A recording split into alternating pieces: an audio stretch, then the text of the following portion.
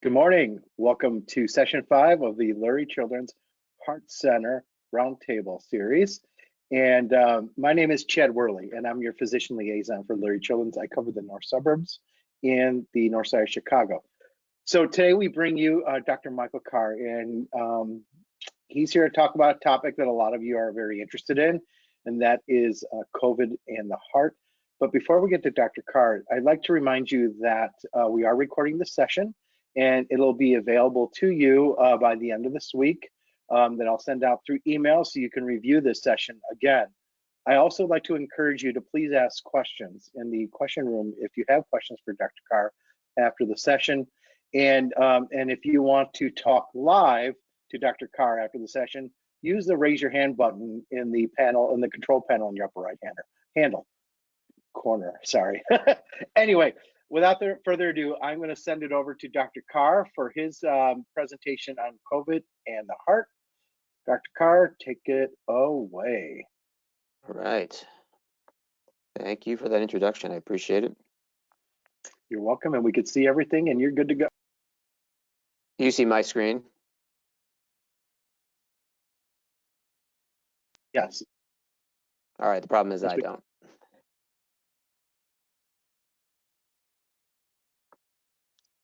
There we go. All right. All right, so welcome everybody today. I thought I would hit this topic with a couple specific things, more of an update than anything else, hopefully get everybody on board with some of the new things that are out there and some of the new thoughts. And so I don't have any disclosures at all.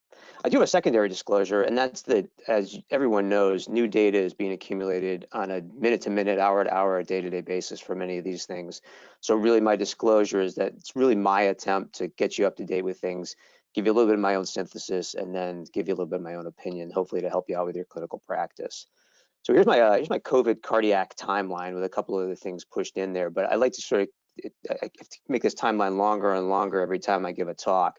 But when we think about it, sort of the initial comorbidities that we're seeing with adults, cardiac comorbidities that put adults at risk, sort of came to light in the early part of the pandemic. And then we stumbled into this new disease process called MISC, which had a lot of people scrambling, trying to figure out what the heck that was. And then we started to get this feel for whether there was true cardiac involvement in acute COVID infections. And that sort of morphed down to younger adults. At first, with older adults who were at high risk, but then it morphed into younger adults. And that got people really thinking, were kids at risk for acute COVID abnormalities from a cardiac standpoint? And then with the vaccines approved and things, we got this new sort of entity we call post-vaccine myocarditis. And all of that is now morphed into our understanding of, or our misunderstanding, or our questionable understanding of how the heart's affected in COVID. So the three things I'm going to talk about, and we'll hit them pretty quickly, they'll be about 5 minutes apiece. I want to talk about acute COVID myocarditis in pediatrics and how that influences return to play. I want to talk about MISC-associated cardiac disease and what we know about that. And then a little bit about some of the new things with post-vaccine associated myocarditis. And so we'll talk first about COVID myocarditis. So the potential mechanisms for cardiac injury in COVID myocarditis really aren't known. There's a lot of hypotheses. You hear a lot about the ACE2 receptor, which happens to be found on cardiac tissue, and whether that's a nidus or a mechanism for viral transmission into myocytes in acute inflammation, acute infection that we see with myocarditis. We talk about microvascular ischemia and injury, which is much more common in adults with other comorbidities that can affect their vasculature, but we can see it in kids also. And then pericardial inflammation that goes along with the usual hyperinflammatory response that we can see with COVID infections. From a long-term standpoint, we talk more about the ischemic and non-ischemic scar formation, which can be a nidus for arrhythmia or cardiac dysfunction.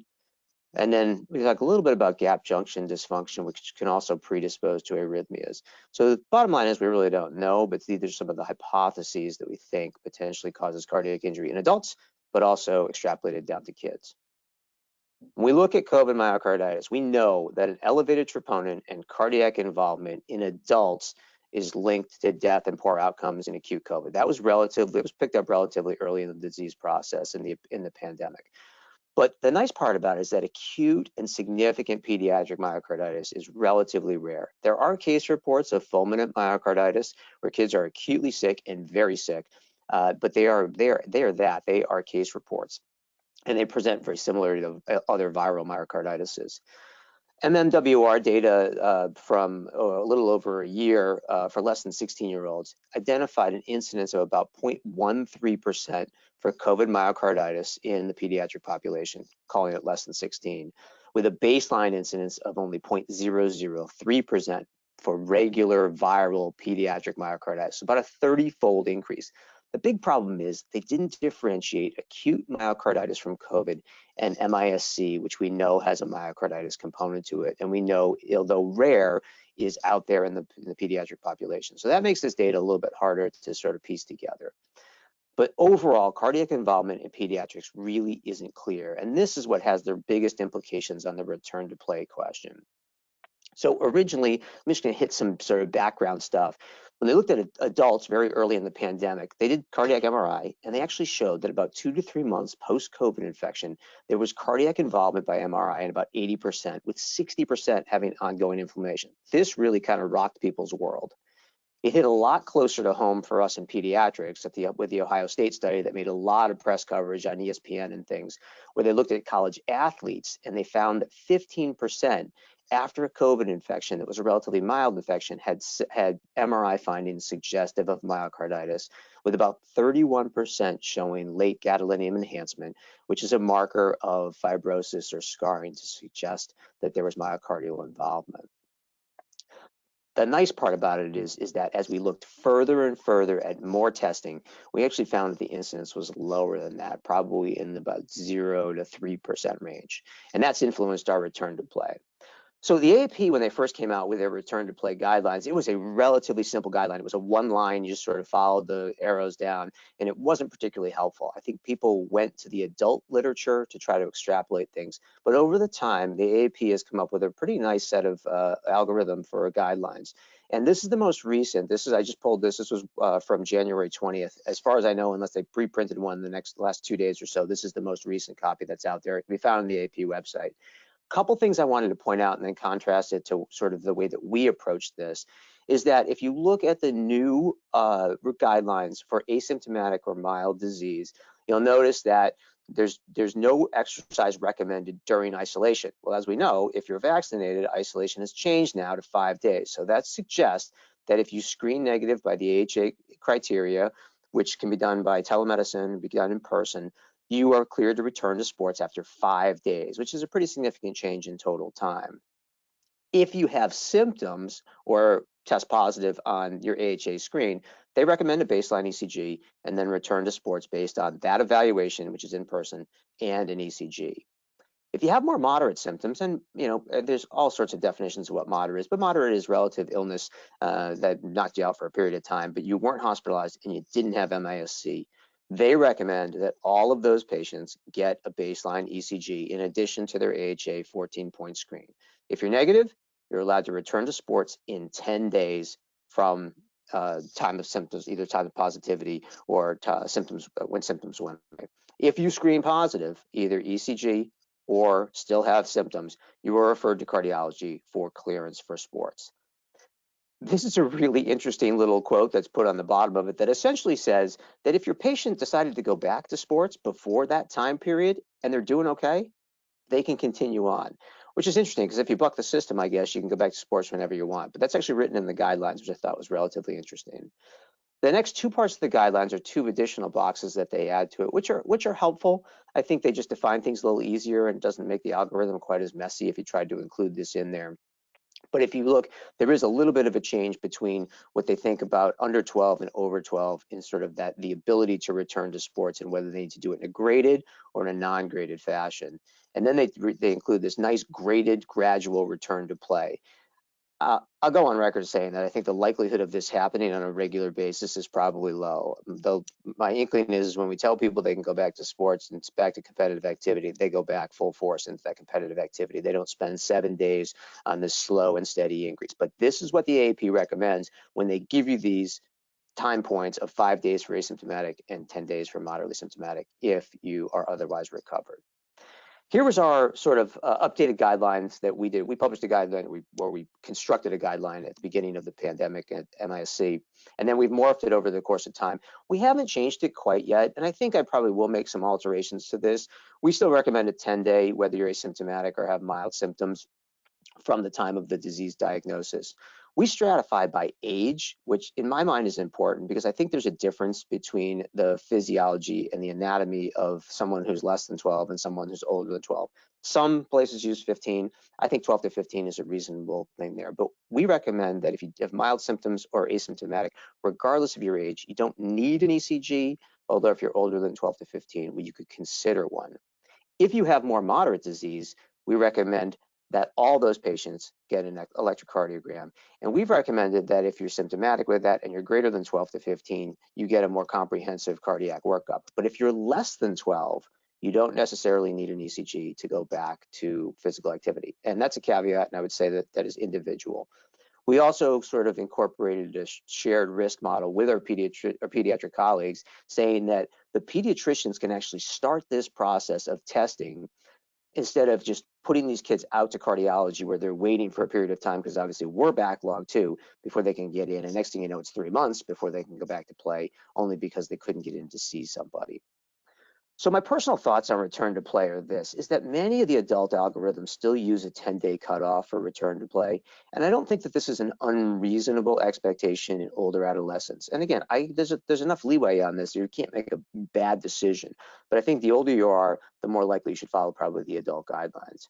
I'm a little unclear as to why return to play is somehow linked to quarantine duration. So in other words, we drop the quarantine to 5 days and all of a sudden the return to play drops to 5 days.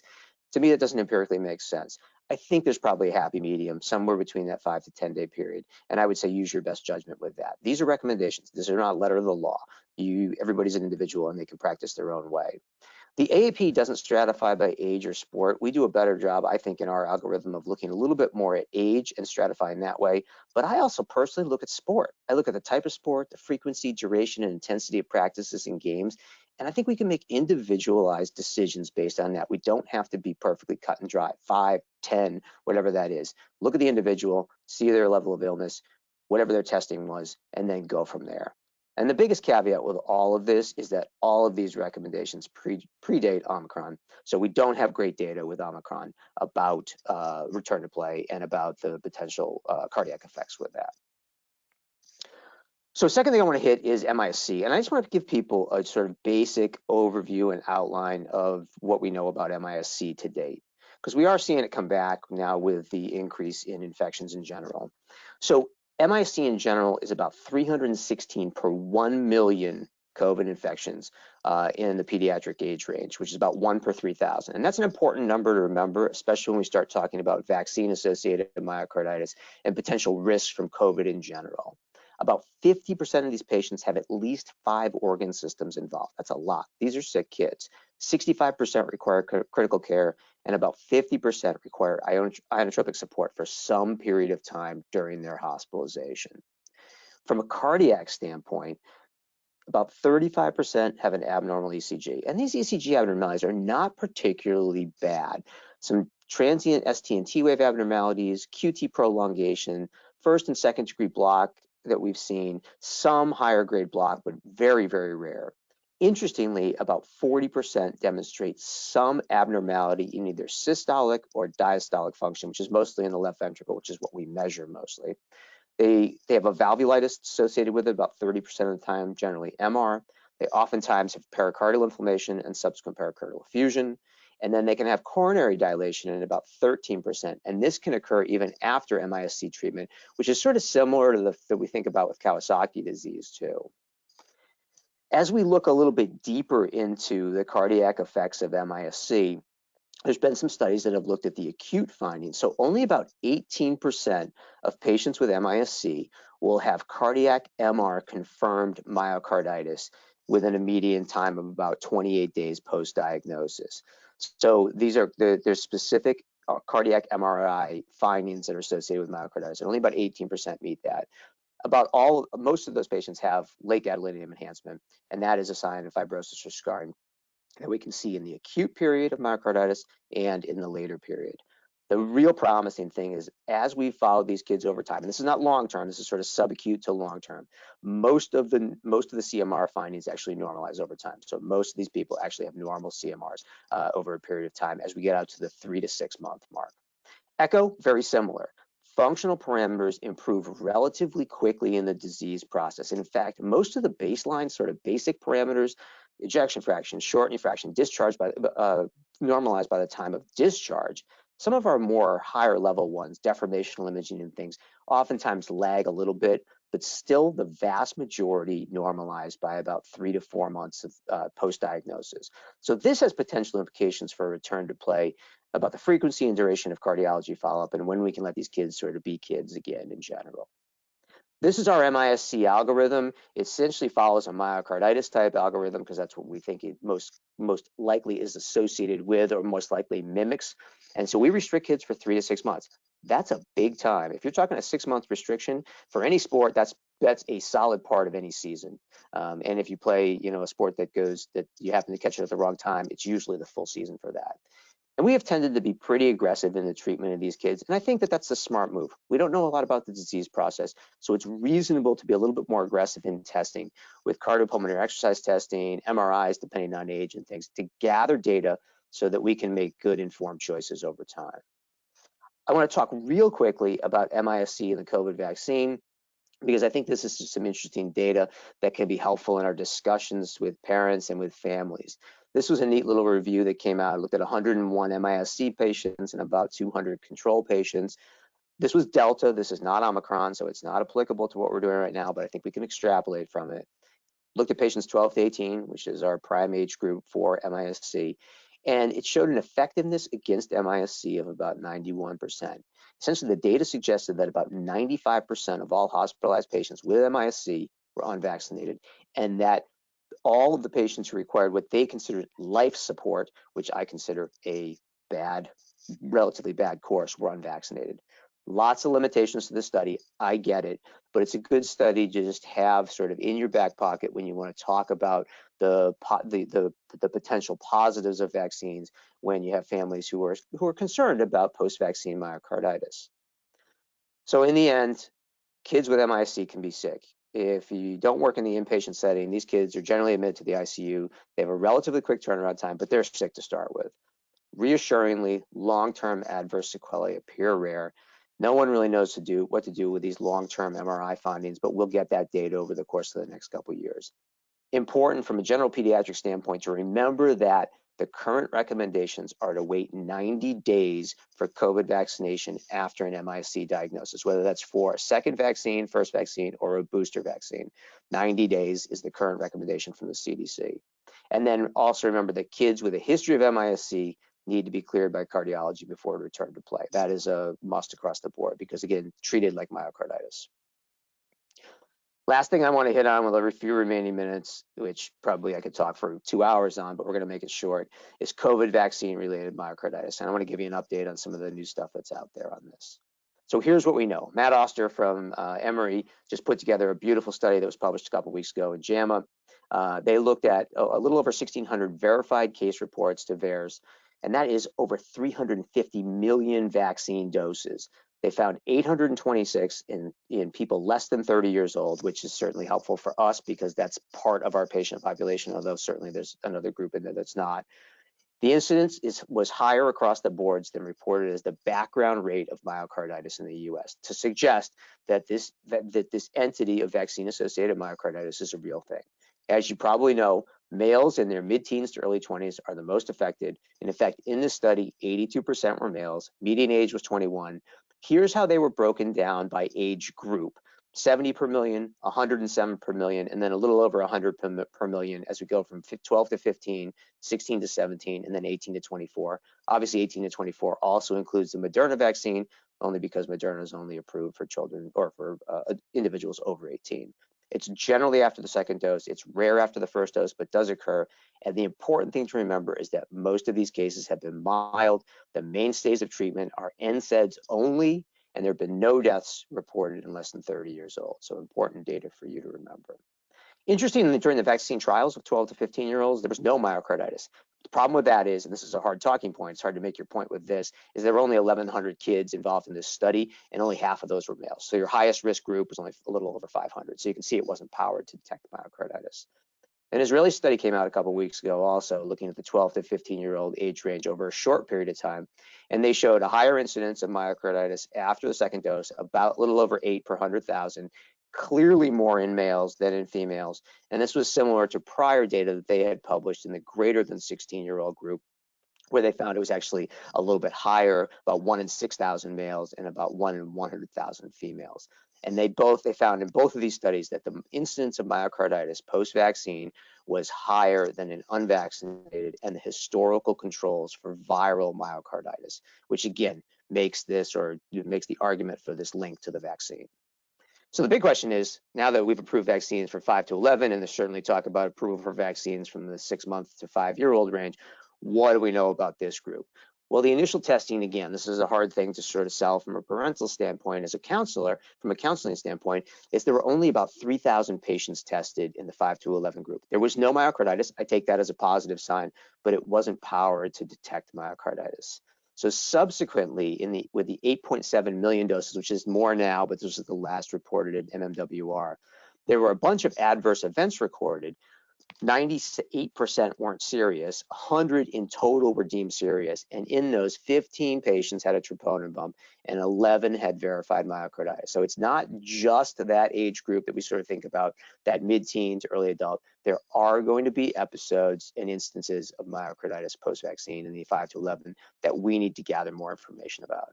On a positive note, in the VSafe, which is the mobile phone-based follow-up of vaccines, there were no reported myocarditis cases, but they weren't specifically asked for either. There was specific information about hospitalizations. Myocarditis was not in those hospitalizations that they had, but it's a small group.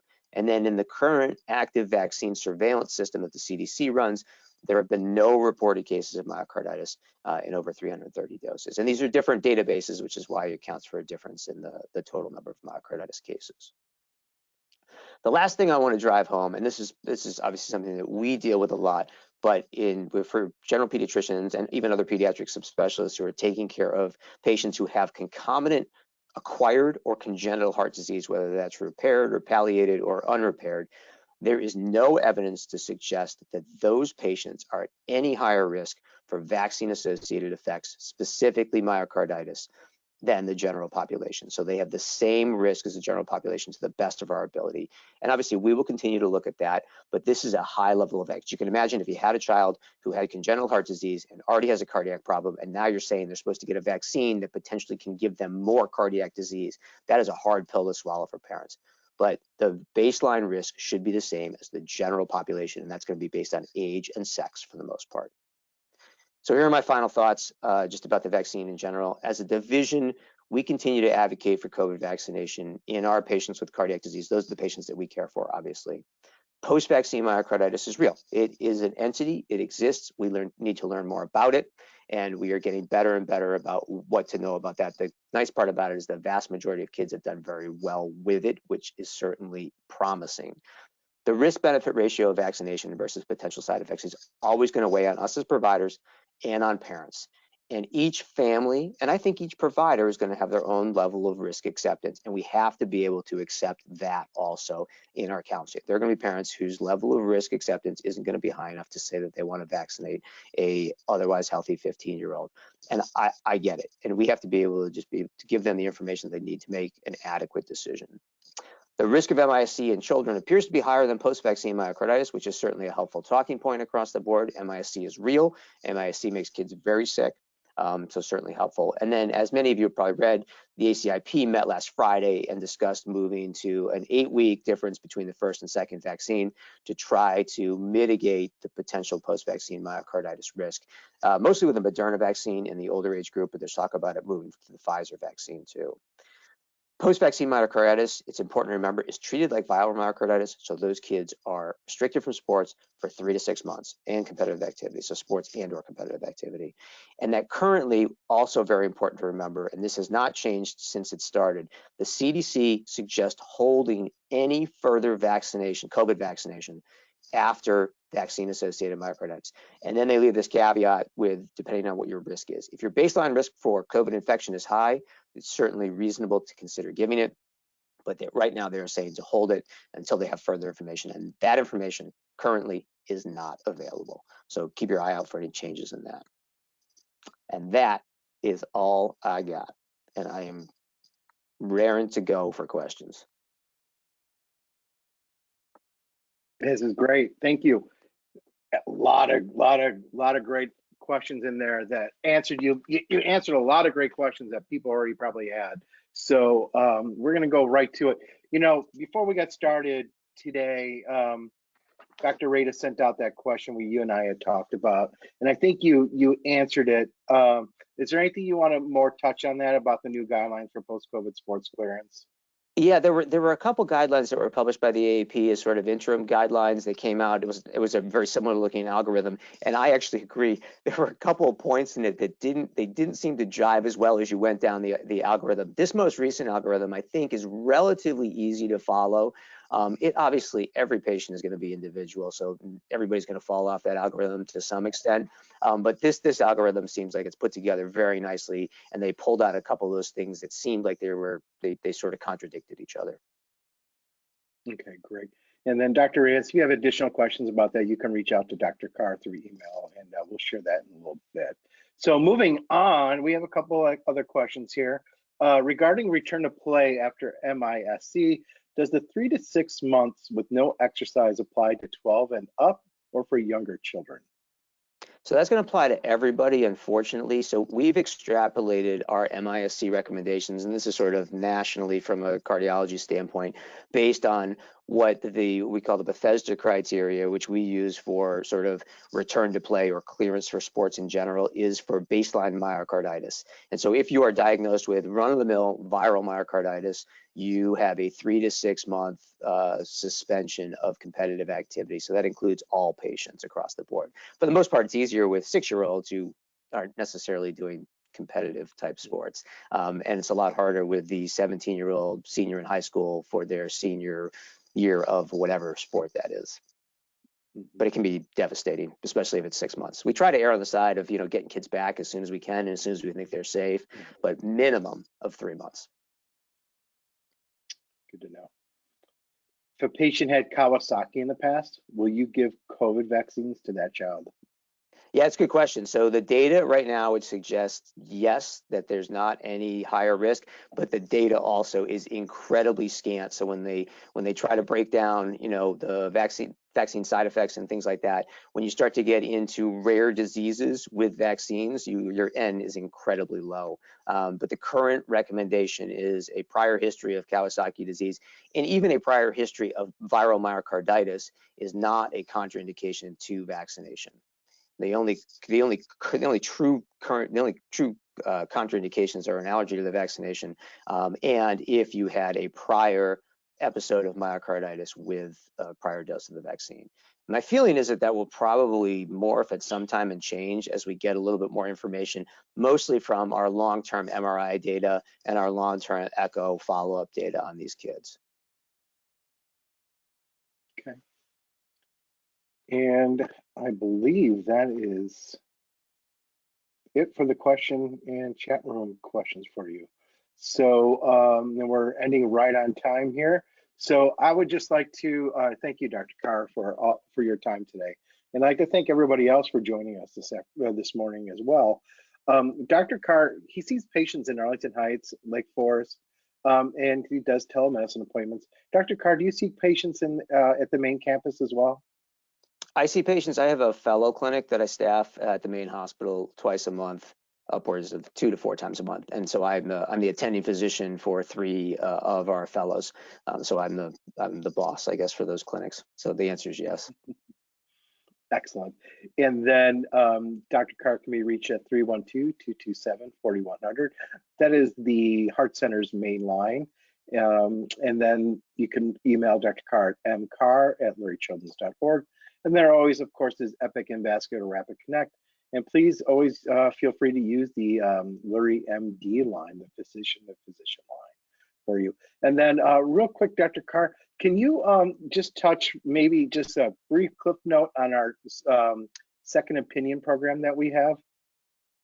Yeah, sure. So from a cardiac standpoint, we have a cardiac second opinion program. So we will facilitate a comprehensive appointment for, a multitude of cardiac needs. I'm seeing this, bring it up, I'm seeing a Kawasaki patient as a second opinion from an outside institution next week. And essentially it can be facilitated by parents, or it can be facilitated by primary caregivers or outside hospitals. And we can, if it has to do with a cardiac catheterization based procedure or a surgical based procedure, we can help facilitate multidisciplinary sessions for that to answer the question and get things moving along. That's excellent. Thank you for that update. And lastly, everybody, again, thank you for joining us. And I hope you could join us this afternoon for our sixth and final session of our Heart Center Roundtable, where Dr. Peter Koenig will be talking about heart murmurs, and that'll be today at 12:30. So I hope to see you then. This will be a pragmatic talk. Don't you worry. It's going to be good. That's great. Well, everybody tell your colleagues and come on with us and talk live. Otherwise, we'll have that recorded as well to share with you. But I think I'll let you go. Everybody go see their patients now, and then we'll see you at 12:30. Have a great morning today. Bye, everybody. Thanks, everybody.